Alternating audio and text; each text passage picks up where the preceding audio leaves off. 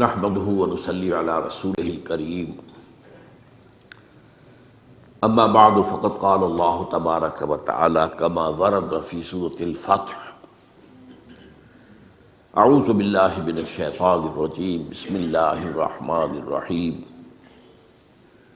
سنة الله التي قد خلت من قبل ولن تجد لسنة الله تبديلا صدق الله العظيم. وعن عبد الله بن عمرو بن العاص رضي الله تعالى عنهما قال قال رسول الله صلى الله عليه وسلم ليأتين على أمتي ما أتى على بني إسرائيل حذو النعل بالنعل رواه الإمام الترمذي رحمه الله. رب اشرح لي صدري ويسر لي امري واحلل عقدة من لساني يفقهوا قولي. اللهم ربنا الهمنا رشدنا واعذنا من شرور انفسنا. اللهم ارنا الحق حقا وارزقنا اتباعه وارنا الباطل باطلا وارزقنا اجتنابه. آمین یا رب العالمین. آپ کو یاد ہوگا کہ میں نے اپنی تالیف سابقہ اور موجودہ مسلمان امتوں کا ماضی، حال اور مستقبل کے ایک چیپٹر کی کچھ وضاحت کی تھی. آج میں اسی ضمن میں اور موضوع کو لے رہا ہوں، اور وہ ہے سابقہ امت مسلمہ اور موجودہ امت مسلمہ کے حالات میں مشابہت. یہ بات بنیادی طور پر جان لیجئے کہ اللہ نے یہ کائنات بنائی ہے تو اس کے کچھ کائناتی قوانین بھی ہیں، کونی کائناتی قوانین، اس کے تحت یہ کائنات چل رہی ہے. یہ ضرور ہے کہ ہم یہ مانتے ہیں کہ اللہ جب چاہے ان قوانین کے اندر دخل اندازی کر سکتا ہے، ان کے اندر کوئی تبدیلی کر سکتا ہے. مثلاً اس نے یہ قانون بنایا کہ آگ تو جلاتی ہے، یہ اس کا کام ہے، لیکن حضرت ابراہیم کو آگ نے نہیں جلایا اللہ کے حکم سے، یا نارو کونی بردن.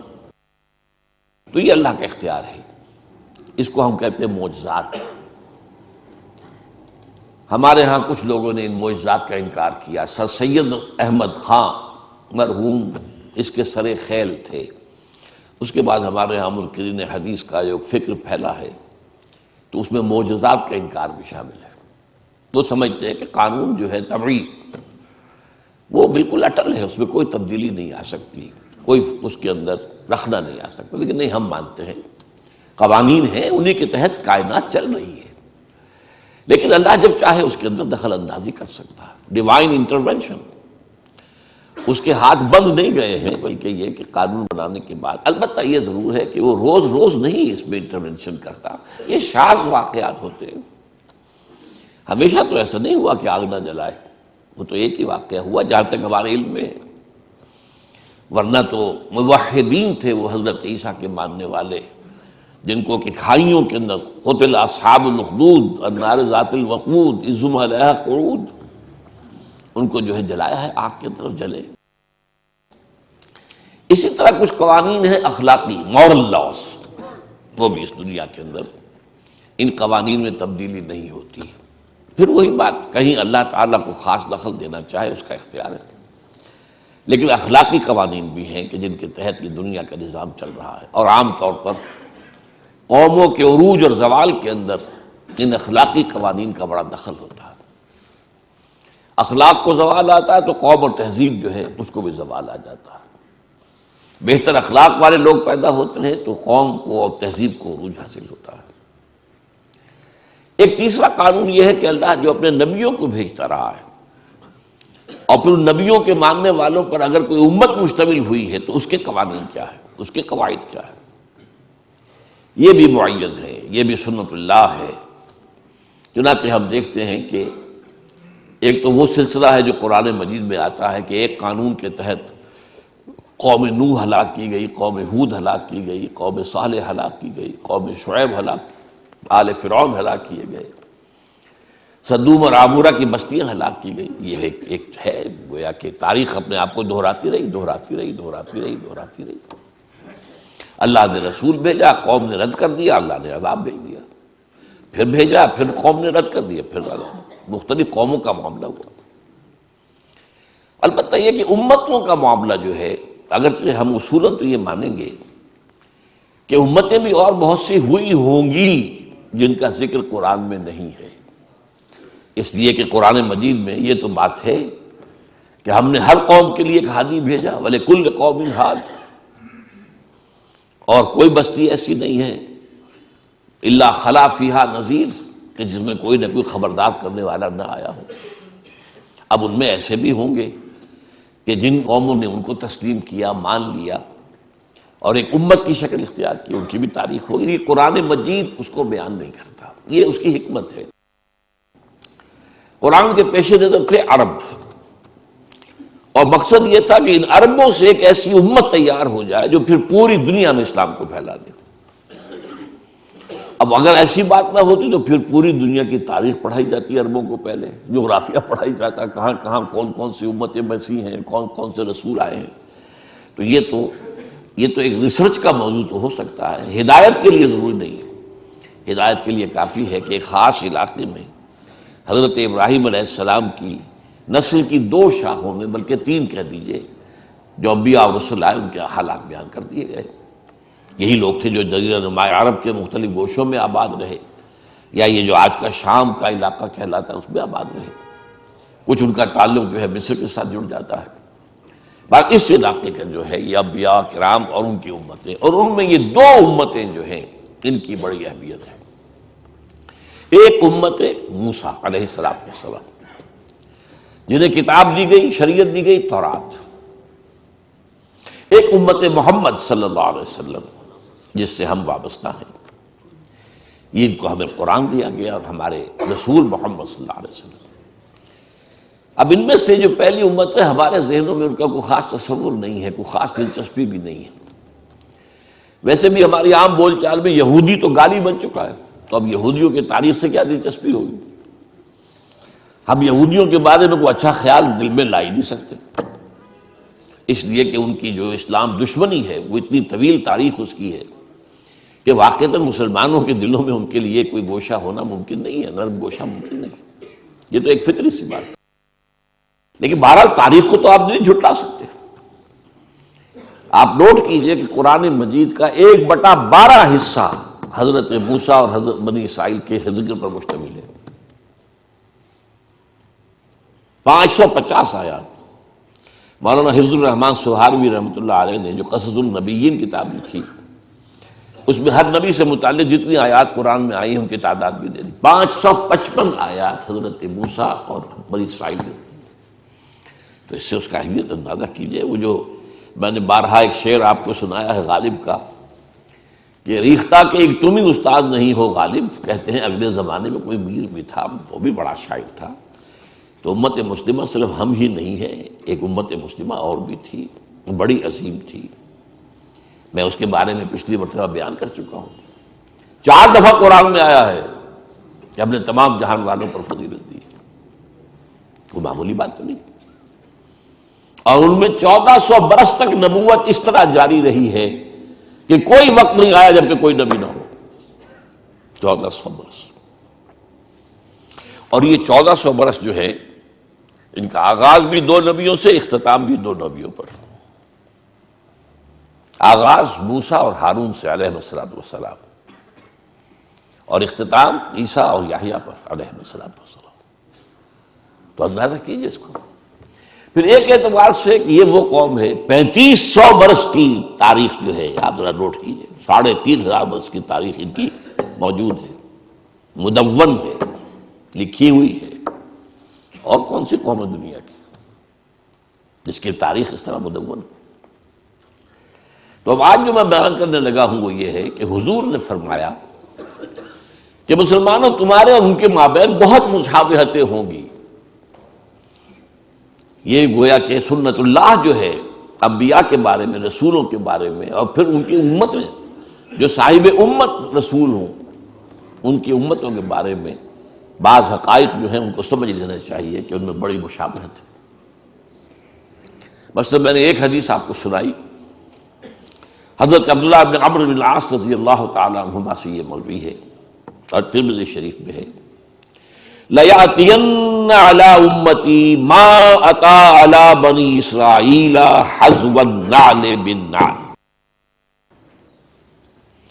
لازماً آ کر رہیں گے میری امت پر بھی وہ سب حالات جو بنی اسرائیل پر آئے، بالکل ایسے جیسے ایک جوڑے کی دو جوتیاں ایک دوسرے سے مشابہ ہوتی ہیں۔ اس میں فصاحت اور بلاغت کا بھی کمال ہے، ادبیت کا بھی کمال ہے اس حدیث میں۔ جوتوں کی مشابہت جو ہے یہ آپ ذرا غور کیجئے کہ جوتوں کو جوتے رکھے ہوئے ہیں تو ان میں پنجے کے رخ کے حساب سے فرق نظر آئے گا، تو یوں ہوں گے۔ تلوے ملا دیجئے تو بال برابر کا فرق نہیں ہوگا۔ تو ظاہر بات ہے کہ 2000 برس کا فصل ہے ان دو امتوں کے مابین، 2000 برس، تو حالات میں تو فرق و تفاوت تو ہوگا۔ اس امت کی تاریخ 1400 قبل مسیح سے شروع ہوتی ہے اور اس امت محمد کی تاریخ 600 بعد مسیح سے شروع ہوتی ہے، 1400 جمع 600 2000 سے۔ تو مشابہت ہے لیکن فرق بھی ہے، لیکن ایسا ہی ہے جیسے جوتوں کے درمیان اوپر سے دیکھو گے تو فرق نظر آئے گا رخ کے اعتبار سے، اور اگر تلوے جوڑ دو گے، ان بٹوین دی لائنز پڑھو گے تو تمہیں معلوم ہوگا حزب النعل بالنعل، جس کے لیے میں کہا کرتا ہوں کاربن کاپی جیسے ہوا کر، آج کل تو ختم ہوا کاربن پیپر وغیرہ، فوٹو سٹیٹ اور یہ اور وہ نہ معلوم کیا کچھ ایجاد ہو گیا ہے۔ ایک زمانے میں تو کاربن پیپر ہوتا تھا، اس کے اوپر کاغذ رکھ کے لکھ رہے، نیچے بھی اتر آیا۔ اب اس میں فرق تو نہیں ہو سکتا کاربن کاپی کے اندر، تو اگر بٹوین دی لائنز دیکھیں گے تو کاربن کاپی۔ اچھا ایک اور پہلو کا بھی، وہ میرا آج کا اصل موضوع نہیں ہے لیکن میں اشارہ کر دوں۔ ایک تو یہ ہے کہ امت پر حالات کون سے وارد ہوں گے، وہ تو اس حدیث میں، امت میں کون سی گمراہیاں پیدا ہوں گی یہ ایک دوسرا موضوع ہے، یہ بھی قرآن مجید میں بیان ہوا۔ یہ جو 10 رکوع ہیں، 5ویں رکوع سے لے کر 15ویں رکوع تک سورہ بقرہ کے، جس میں ایک طویل فرد جرم عائد کی گئی ہے بنی اسرائیل، تم نے یہ کیا، یہ کیا، یہ کیا، یہ کیا، یہ کیا، یہ کیا، جس کے نتیجے میں تم معزول کیے جا رہے ہو، اور اب تمہاری جگہ امت محمد کو ہم نصب کر رہے ہیں۔ اور اس سب کے اندر بٹوین دی لائن دیکھ لیجئے تو معلوم ہوگا ساری گمراہیاں جو وہاں پیدا ہوئی تھی یہاں بھی پیدا ہوئی، جمع کی تم، وہ بھی حزب النعل بالنعل ہے، اعتقادی، اخلاقی، ہر طرح کی وہ ساری گمراہیاں جو وہاں تھی یہاں بھی ہوئی۔ البتہ اس حدیث کے اندر اور ایک دوسری حدیث میں ایک نقشہ اور کھینچا گیا ہے۔ ایک حدیث ہے کہ جو مسند احمد کی ہے، لَتَتَّبِعُنَّ سُنَنَ مَنْ كَانَ قَبْلَكُمْ،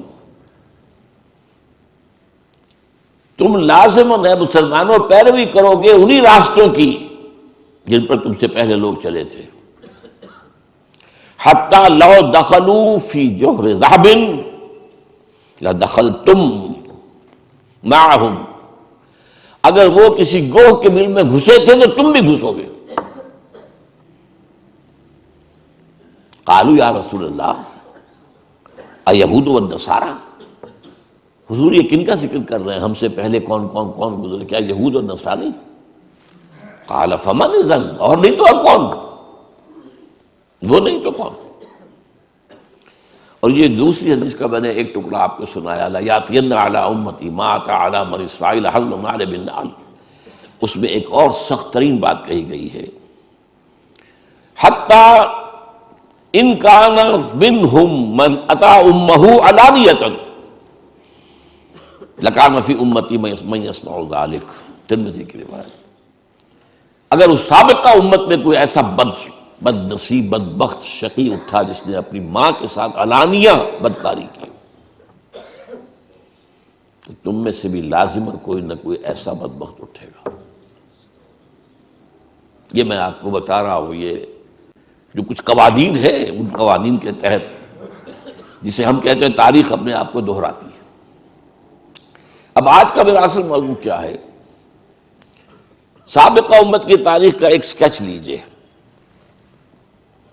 اور اس میں دو ان پر عذاب کے بڑے سخت دور آئے، ان کا تذکرہ، اس کو کمپیئر کیجئے امت محمد کی تاریخ سے، اور اس میں بھی بعین ہی وہی دور، کاربن کاپی۔ ایک تیسرا دور اب شروع ہو رہا ہے، اس کا میں ذکر بعد میں کروں گا، وہ آج کا میرا موضوع نہیں ہے۔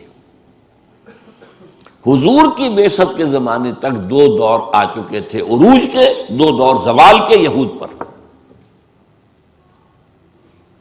اس کے بعد ایک تیسرا دور اس صدی کے، پچھلی صدی کے آغاز میں شروع ہوا، عروج کا، جس کی شکل ہمیں نظر آ رہی اسرائیل، اور جیسے ڈنکے کی چوٹ وہ کھڑا ہے، اور جس طریقے سے جو چاہتا ہے فلسطینیوں کے ساتھ کر رہا ہے، یہ طاقت اس کی۔ بہرحال وہ آج کا موضوع نہیں۔ اب ایک نقشہ ذہن میں جمائیے، دیکھیے اگرچہ بنی اسرائیل کی تاریخ ایک قوم کی حیثیت سے وہ 1800 قبل مسیح سے شروع ہو گئی تھی۔ قوم کیا ہوتی ہے؟ ایک باپ کی نسل، حضرت اسرائیل یعنی حضرت یعقوب، ان کے 12 بیٹے، یہ بنی اسرائیل۔ یہ آباد تھے فلسطین میں، پھر حضرت یوسف کا جو واقعہ ہوا اس کی بنا پر یہ منتقل ہو گئے مصر میں، کئی سو برس وہاں رہے، لیکن یہ قوم تو تھے، ابھی امت نہیں تھے۔ امت بنے ہیں 1400 قبل مسیح میں، جبکہ انہیں تورات دی گئی، کتاب کے ساتھ ہوتا ہے معاملہ۔ وَلَقَدْ آتَيْنَا مُوسَى الْكِتَابَ وَجَعَلْنَاهُ هُدًى لِبَنِي إِسْرَائِيلَ۔ جب یہ بنی اسرائیل کو کتاب دے دی گئی، اب وہ امت ہے ایک، تو 1400 قبل مسیح سے تاریخ شروع ہوئی۔ اس میں ابتدائی دور ان کا جو ہے حضرت موسیٰ اور ہارون علیہ السلام کا، اس میں یہ واقعہ تو ہو گیا کہ آل فرعون ہلاک ہو گئے اور بنی اسرائیل مصریوں کی غلامی سے نکل کر اور صحرائے سینا میں آ گئے، لیکن اس کے بعد جب ان سے قتال کے لیے کہا گیا، اس کوڑا جواب دے دیا، تو 40 برس کی سزا تو انہیں نقد مل گئی کہ اب یہ ارض مقدس جو ہے فلسطین، جو انہیں ہم ابھی دے دیتے اگر یہ بزدلی نہ دکھاتے، اب یہ 40 برس تک خراب رہے گی۔ 40 برس کے بعد حضرت یوشع ابن نون، خلیفہ اول حضرت موسیٰ کے، ان کی سرکردگی میں انہوں نے جنگ کی اور فلسطین فتح کیا۔ لیکن جو سب سے بڑی غلطی کی وہ یہ کہ ایک مرکزی حکومت قائم نہیں کی، 12 قبیلوں نے 12 حکومتیں بنا لی۔ کتنا چھوٹا سا تو علاقہ ہے، فلسطین کوئی بہت بڑا ملک تو نہیں ہے، تو 12 حکومتیں۔ اب ان کا آپس میں جھگڑا، لڑائی، دنگا فساد، ایک دوسرے کے خلاف ایک دوسرے کی مدد، اور پھر ایک دوسرے کے خلاف مدد کے لیے باہر والوں سے، غیروں سے، مشرکین سے مدد لینا۔ تو یہ بہت تباہ ہو گئے تھے تقریباً 300 برس بعد حضرت موسیٰ کی۔ اس کے بعد پھر یہ ہے کہ انہوں نے جو اس وقت کے نبی تھے ان سے کہا کہ ہمیں کوئی سپہ سالار، کوئی بادشاہ ہمارا مقرر کر دیں تاکہ ہم جنگ کریں۔ اب تو حضرت طالوت کو اللہ تعالیٰ نے مقرر کیا، پھر ان کی جنگ ہوئی جس کا سورہ بقرہ میں ذکر ہے۔ حضرت داؤد نے جالوت کو قتل کیا۔ یہاں سے ان کا خلافت راشدہ کا دور شروع ہوتا ہے، یعنی نوٹ کیجئے ہماری خلافت راشدہ حضور کے دور کے ساتھ متصل ہے، ان کی خلافت راشدہ اور ان کے دور نبوت کے درمیان 300 برس کا فاصل ہے۔ پہلا فرق نوٹ کر لیجیے۔ لیکن مشابہت کا حال کیا ہے؟ ہمارے ہاں بھی 3 خلافتیں متفق علیہ چلی، ابو بکر، عمر، عثمان، حضرت علی کی خلافت میں اختلاف ہو گئے۔ وہاں بھی 3، طالوت، داؤد، سلیمان، یہ 3 کا دور ہے 100 برس کا، یہ ان کی خلافت راشدہ ہے۔ اس کے بعد تقسیم ہو گئی، حضرت سلیمان کے بعد اب یہ 2 سلطنتیں بن گئی۔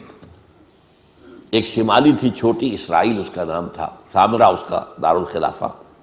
ایک جنوبی بڑی تھی، یہودا، یروشلم اس کا صدر مقام تھا۔ بہرحال یہ دونوں حکیمتیں کچھ دور چلیں، پھر زوال اخلاقی آیا، اخلاقی زوال، اعتقادی زوال، عملی زوال۔ اس کے نتیجے میں اللہ کا عذاب نمبر 1۔ یہ جو دور ہے خلافت راشدہ ان کا، یہ 1000 قبل مسیح سے 900 قبل مسیح تک ہے۔ یہ الٹی گنتی چلے گی نا، ابھی قبل مسیح چل رہی ہے، ورنہ تو ہم 900 کے بعد 1000 آنا چاہیے نا، یہ 1000 پہلے آیا ہے، 900 بعد میں آیا۔ لیکن اس کے بعد 700 قبل مسیح میں اشیریوں نے حملہ کیا، وہ شمال سے آئے، سیریا کا ملک جو ہے شمال میں، سلطنت اسرائیل ختم ہو گئی، قتل ہوئے، بے شمار مارے گئے۔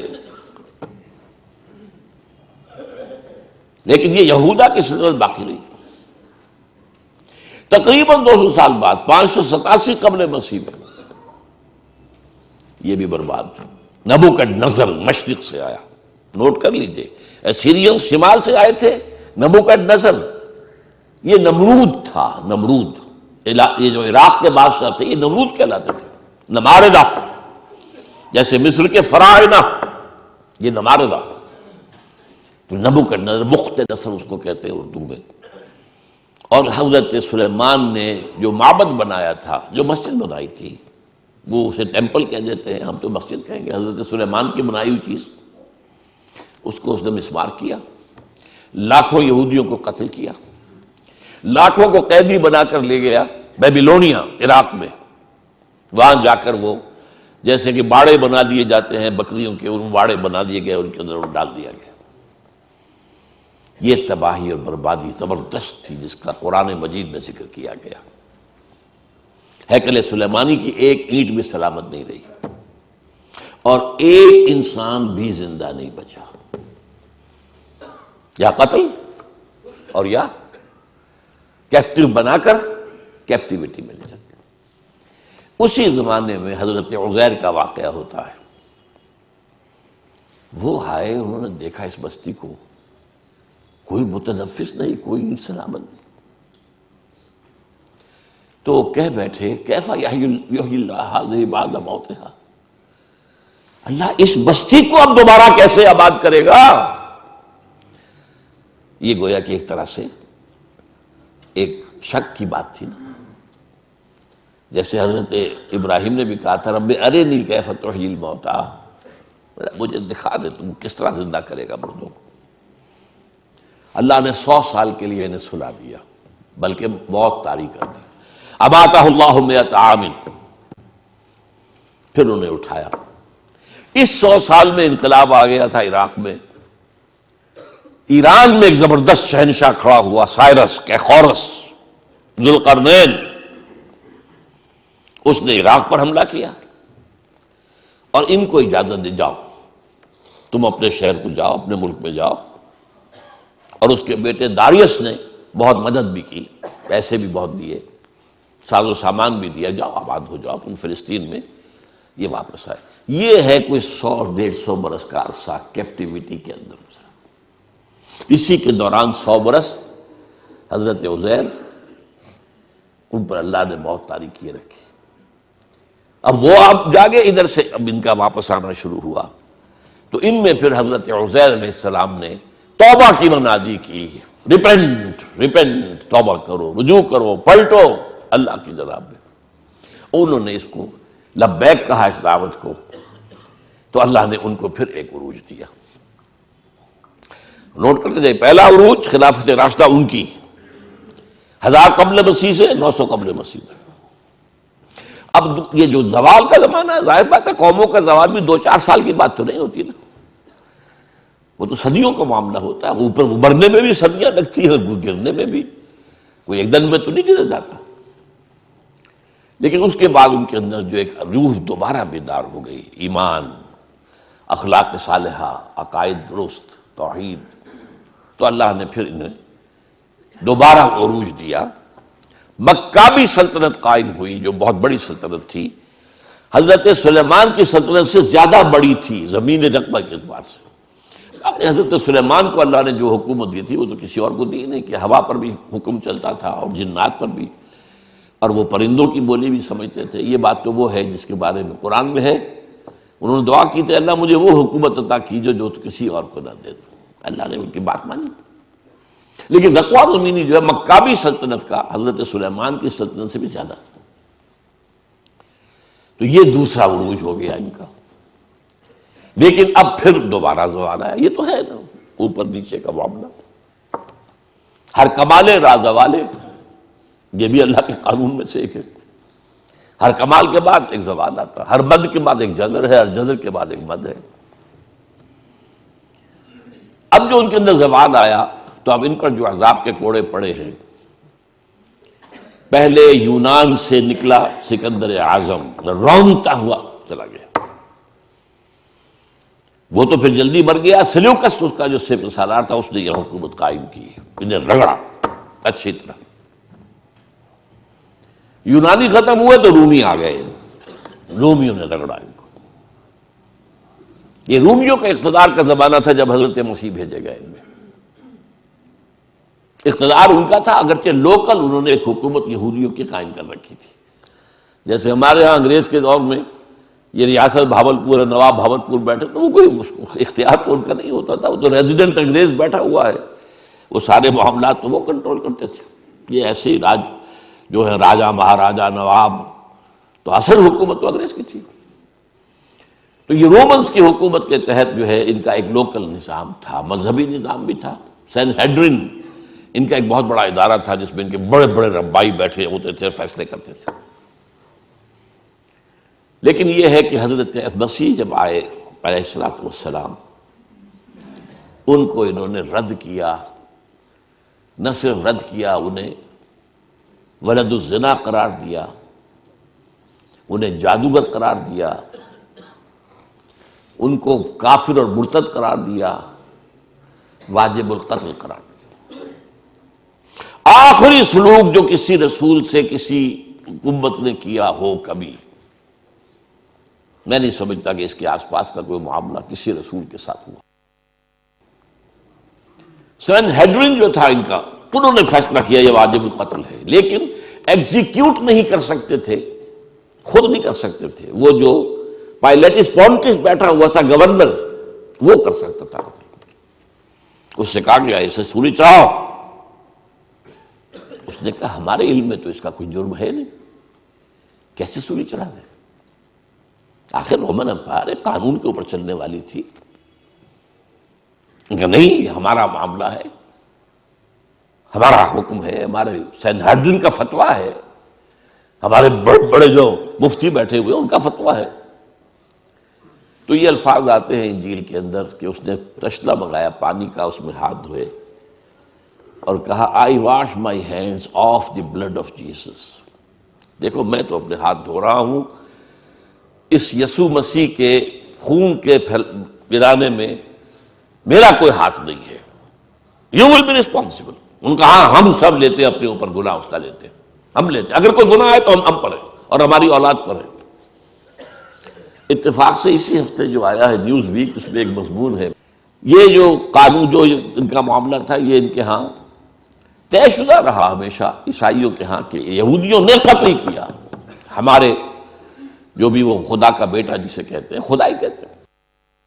لہذا یہودیوں کی سخت دشمنی تھی، سخت نفرت تھی، انہیں بری طریقے سے جو ہے وہ کچلتے تھے، قتل بھی کرتے تھے، قتل عام بھی کرتے تھے، یہ سب کچھ ہوتا رہا۔ لیکن 1965 میں جو مر گیا ہے پوپ، اس نے کہا کہ نہیں، ان یہودیوں پر وہ جو ہے مسیح کے خون کا کوئی ذمہ داری ان پر نہیں۔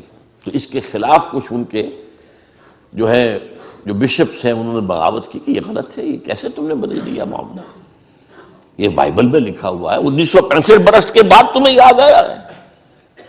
بہرحال وہ ایک بہت اچھی ایک بحث ہے جو اس میں آئی ہے، تو وہ میں نے کہا ہے کہ اس کو ہم شائع کریں مساق میں، تاکہ اس میں ندائے خلافت میں آپ کو اس کی معلومات حاصل ہو۔ بہرحال انہوں نے بس پڑھتے تو سولی پر چڑھا دیا۔ اللہ نے کیا کیا یہ چھوڑ دیجیے، کیا کیا اللہ نے اٹھایا، زندہ اٹھایا۔ اس کی جگہ پر کون ہوا ہے؟ کروسیفکشن تو ہوئی ہے، کس کی ہوئی ہے؟ وہ سینٹ برنباس جو ہے حضرت مسیح کے حواریین میں سے ایک کی انجیل جو ہے ایونجیلیم برنابے، سینٹ برنباس کی انجیل، اس کے اندر واقعہ لکھا ہوا ہے کہ اصل میں جس حواری نے غداری کر کے پکڑوایا تھا، گرفتار کروایا تھا حضرت مسیح کو، اس کی شکل حضرت مسیح کی بنا دی گئی اللہ تعالیٰ نے.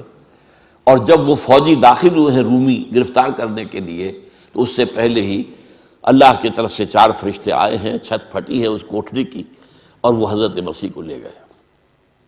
اب یہ گھبرایا ہوا باہر نکلا، تو بقیہ جو حواری تھے وہاں ان کے، اے ہمارے استاد، اے ہمارے آقا. بس وہ رومنز نے سمجھا یہی ہے، اس کو پکڑا اور وہ ہے جو سولی چڑھا ہے. یہ ہے، ہمارے ہاں نہیں ہے، یہ نہ قرآن میں ہے، نہ حدیث کی کسی کتاب میں ہے، نہ میرے علم کی حد تک کسی تفسیر میں ہے. یہ تو پچھلی صدی میں پوپ کی لائبریری سے برآمد ہوئی. اس لیے کہ آپ کو معلوم ہونا چاہیے کہ انجیلیں سینکڑوں تھی تعداد میں، 300 انجیلیں تھیں. ان میں سے 4 سلیکٹ کی انہوں نے کہ یہ ہمارے ہاں کینونیکل کہلائیں گی، قانونی مستند انجیلیں 4 ہیں. متی کی ہے، مارک کی ہے، لوک کی ہے، جان کی ہے، 4 ہیں. تو گویا کہ 296 تو اپوکریفل کہلاتی ہیں، غیر قانونی، غیر مستند انجیلیں موجود ہیں. ان میں سے ایک انجیل ہے برنباس کی. اب وہ مانتے ہیں کہ ہاں برنباس حضرت مسیح کے حواریوں میں سے ایک تھے، یہ مانتے ہیں، لیکن انجیل کو نہیں مانتے. وہ کہہ رہے ہیں کسی مسلمان نے لکھی ہے. مسلمان نے لکھی ہوتی تو مسلمانوں کے علم میں ہوتی، مفسرین نے کئی حوالے دیے ہوتے. قرآن مجید میں یہ تو ہے اللہ نے اٹھا لیا، کب اٹھایا، کس وقت اٹھایا، کیسے اٹھایا، یہ قرآن میں نہیں ہے. عقیدہ ہمارا ہے اللہ نے زندہ اٹھایا ہے، وہ دوبارہ آئیں گے، ان پر موت وارد نہیں ہوئی. بہرحال وہ تو معاملہ ختم ہوا، اس کو سولی دے دی گئی. اس کے بعد حضرت مسیح علیہ السلام کے رفع سماوی کے 40 برس بعد سن 70 عیسوی میں اب عذاب کا دوسرا کوڑ آیا زبردست. انہوں نے کچھ بغاوت کی تھی. ان کے ہاں ایک انڈر گراؤنڈ موومنٹ چل رہی تھی رومیوں کے خلاف، زیلوٹس کہلاتے تھے، زیلوٹس. انہوں نے بغاوت کی. ٹائٹس رومی جنرل نے پھر جو ان کو 1,33,000 یہودی ایک دن میں قتل کیا یروشلم میں. اور انہوں نے جو دوسرا بنا لیا تھا حضرت عزیر کے بعد علیہ الصلوۃ والسلام، دوسرا جو ان کا جو ہیکل سلیمانی، سیکنڈ ٹیمپل جسے کہتے، وہ گرا دیا اور یہودیوں کو نکال دیا گیا. نکل جاؤ یہاں سے، کوئی یہودی فلسطین میں نہیں رہے گا.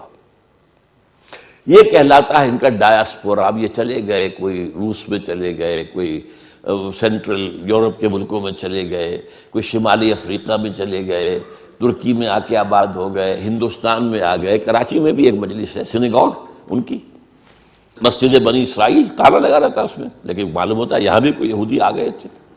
اب کوئی نہیں ہے غالباً وہاں موجود. ایران میں تو اب بھی ہے بہت سے.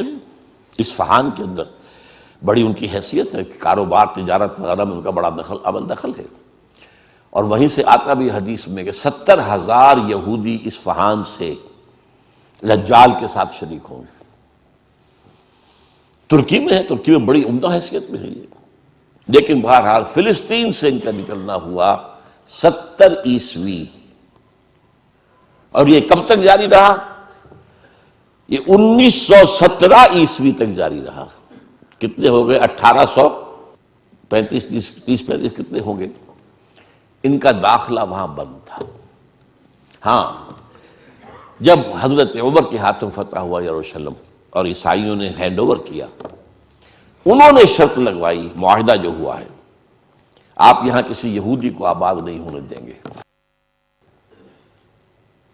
حضرت عمر نے کہا ٹھیک ہے یہاں آباد نہیں ہونے دیں گے، لیکن ان کو یہ اجازت ہوگی کہ وہ آئیں، اپنے مقامات مقدسہ کی زیارت کریں اور چلے جائیں. وہ کوئی جائیداد نہیں خرید سکیں گے، کوئی مکان، کوئی کھیت، کچھ نہیں. سیٹلمنٹ کی اجازت نہیں ہوگی. سیٹلمنٹ کی اجازت ہوئی ہے 1917 میں بالفور کے ذریعے. وہ میں پھر اس اگلی بحث میں بیان کروں گا کہ یہ کیا معاملہ ہوا، کس طور سے ہوا. یہ جو خاکہ بنا ہے، 2 عروج 2 زوال. پہلا عروج 1000 قبل مسیح سے 900 قبل مسیح تک ان کی خلافت راشدہ.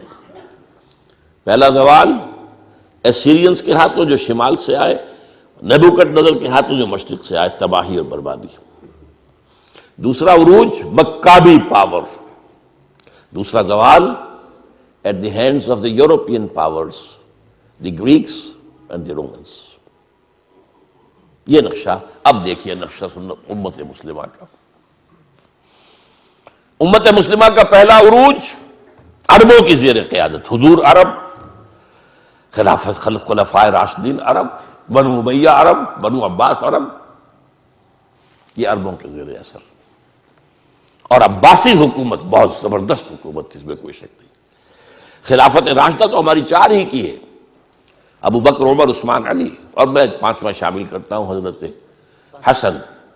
اور اس کے بعد بھی عام طور پر پانچواں لوگ لیتے ہیں عمر بن عبدالعزیز، میں کہتا ہوں وہ چھٹے ہیں، ٹھیک ہے. لیکن مسلمان تو ترقی کرتے چلے گئے نا، خلافت ختم ہوئی ہے، ملوکیت آئی ہے، مسلمانوں کا اقتدار تو بڑھتا چلا گیا. عباسی دور کس قدر وسیع ہے. لیکن اس کے بعد اسی عباسی دور میں جب زوال آیا، اضمحلال آیا، اور بڑی سلطنتوں میں اضمحلال کیا آتا ہے کہ پہلے طوائف الملوکی ہو جاتی ہے. کہنے کو تو مرکزی حکومت قائم ہے، لیکن گورنرز جو ہے مختلف علاقوں میں یہ بیٹھے ہیں، یہ سلاطین ہیں، یہ راجے ہیں، یہ مہاراجا ہیں. جیسے مغل سلطنت کو 150 برس جو ہے لگے تھے ختم ہونے میں، اسی طریقے سے کئی 100 برس کا معاملہ ہے. لیکن پھر اب دیکھیے، پہلا عذاب شمال سے آیا کروسیڈرز کے ہاتھوں، لاکھوں مسلمان قتل ہوئے، پورا میڈیٹرینین کا ایریا جو ہے تباہ و برباد ہوا. ہمارے ہاتھ سے یروشلم نکل گیا 1099 عیسوی میں، اور 1187 تک رہا عیسائیوں کے پاس. 1187 میں کرد صلاح الدین ایوبی نے واپس لیا ہے. عرب مر چکے تھے، کھوکھلے ہو چکے تھے. کھونے والے عرب تھے، واپس لینے والے عرب نہیں تھے، کرد تھے. آگے ایک کاربن کاپی آ گئی، شمال سے اسیرینز، شمال سے کروسیڈرز، مشرق. اس کے بعد اگلا آیا مشرق سے دی تاتاری ہورڈز، تاتاریوں کے حملے، جس میں پورا خراسان ختم ہوا، پورا ایران ختم ہوا، افغانستان کا بڑا حصہ ختم ہوا، عراق کا بھی آدھے سے زیادہ ختم ہوا. اور آخری خلیفہ جو تھا بنو عباس کا، اس کو بحل میں سے کھینچ کر نکالا گیا اور ایک جانور کی کھال میں لپیٹ کر ڈال دیا گیا راستے میں، اور گھوڑے دوڑا دیے گئے. That was the end of the Abbasid power. Oh, that was the end of the Arab leadership of the Muslim Ummah. یہ 2 سال اس سے پہلے اور 200 سال اس کے بعد، یہ وہ دور ہے گراوٹ کا، پستی کا. اس کے بعد اب جو وہاں ہوا تھا یہاں بھی ہوا. عجیب بات ہے، جن تاتاریوں نے کروڑوں مسلمانوں کو مارا وہ اسلام لے آئے. اب ان کے ہاتھوں، ان کے ذریعے سے امت مسلمہ، مسلمانوں کو عروج کا دوسرا دور آیا. فرق یہ ہے کہ کوئی مرکزی حکومت تو ایک قائم نہیں ہوئی، لیکن یہ سارے جو ہے آپ گن جائیے، ترکان تیموری، یہ مغل امپائر ان انڈیا، ترکان صفوی آف ایران، ترکان سلجوقی آف مڈل ایسٹ، ترکان عثمانی، ان کی جو حکومت قائم ہوئی ہے وہ تو رومن امپائر کی یوں سمجھیے کہ طرح کی حکومت تھی کہ 3 بر اعظموں پر مشرقی یورپ کا کتنا بڑا حصہ تھا، کتنا بڑا حصہ تھا. شمالی افریقہ، پورا مغربی ایشیا کا بڑا چنک یہ سلطنت عثمانیہ میں شامل تھا. یہ ہمارا دوسرا عروج کا دور ہے. لیکن پھر زوال آیا، ہر زوالے، ہر کبال زوالے، پھر گراوٹ آئی، پھر اخلاق گرے، پھر عقائد کے اندر مشرکانہ اوہام آئے، نئی سے نئی رسومات ایجاد کی گئی. اب جو زوال آیا وہاں کن کے ہاتھوں آیا تھا؟ European, Greeks and Romans. ہم پر آیا کن کے ہاتھوں؟ سب سے پہلے اسپینیئرز کے ہاتھوں. ہسپانیہ کے عیسائیوں نے مسلمان کی حکومت ختم کی وہاں پر اور تہس نہس کر دیا. 1258 میں فال آف بغداد ہوا ہے اور 1492 میں فال آف گرناڈا، سقوط غرناطہ، اور اس کے بعد 10-15 سال کے اندر اندر جہاں 800 برس تک مسلمانوں کی حکومت رہی تھی، ایک فرد بشر بھی مسلمان نہیں زندہ چھوڑا، either massacred اور burnt alive، یا جہازوں میں بھر بھر کے لے جا کر اور شمالی افریقہ کے ساحلوں پر ڈمپ، اور پھر یہاں سے طاقت کا واسکو ڈی گاما نے راستہ تلاش کیا، اور واسکو ڈی گاما کے راستے سے round the Cape of Good Hope پھر یہ مغربی یورپ کی طاقتیں آئیں، انڈونیشیا ختم ہوا، ہندوستان کی حکومت ختم ہوئی، ہوتے ہوتے 20ویں صدی کے آغاز میں آ کر پہلی جنگ عظیم کے بعد سلطنت عثمانیہ ختم ہو گئی۔ کہاں تھی کچھ پتہ نہیں۔ The great Ottoman Empire just vanished from the map of the world۔ آج کوئی بتا نہیں سکے گا کہاں ہوتی تھی۔ یہ عجیب تھی پچھلی صدی جو تھی 20ویں صدی۔ اگر آپ لوگ وقت کے ساتھ کچھ اپنا ذہنی ربط رکھتے ہوں، 20ویں صدی کے اندر 2 یہ کام ہوئے ہیں۔ اس کے پہلے حصے میں سلطنت عثمانیہ نسیم منسیہ، آخری حصے میں دی گریٹ سوویت یونین نسیم منسیہ۔ اب کوئی نہیں بتا سکتا سوویت یونین کہاں ہوتی تھی، نئے نقشوں میں کون بتا سکے گا؟ تو یہ 2 بڑے بڑے جو ہیں ختم ہوئے ہیں ایک صدی کے اندر۔ یہ ہے اصل میں لَيَأْتِيَنَّ عَلَىٰ أُمَّتِي مَا أَتَىٰ عَلَىٰ بَنِي إِسْرَائِيلَ حَسْبَ النَّعْلِ بِالنَّعْلِ۔ میری امت پر بھی وہ تمام حالات وارد ہو کر رہیں گے جو بنی اسرائیل پر ہوئے تھے، بالکل ایسے جیسے ایک جوڑے کی ایک جوتی دوسری جوتی سے مشابہ ہوتی ہے، کاربن کاپی۔ یہ ہے 2 امتوں کا معاملہ۔ یہ تھوڑی سی جو گفتگو میری ہے اس کتاب میں نے اس کو ذرا اب اگر آپ اس کو پڑھیں گے تو آپ کے ذہن نشین ہوتی جائے گی، ہر چیز وہ نقشہ آپ کے ذہن میں بن جائے گا۔ یہ 3000 برس کی تاریخ بنی اسرائیل کی، کیونکہ میں نے جو کہا تھا 3400 یا 3500 برس، وہ شروع کی ان کی قومی تاریخ بھی شامل کی تھی، ورنہ یہ کہ 2000 برس ان کے ہیں امت کی حیثیت سے حضور کی آمد تک 2000 سال، 1400 قبل مسیح سے 600 بعد مسیح۔ بہرحال حضور کے وقت تک یہ 4 ادوار ان پر آ چکے تھے۔ اس کے بعد جو ایک دور آیا ہے، اور مسلمانوں پر بھی اس کا ایک جو ہے کاربن کاپی اس کی آ رہی ہے،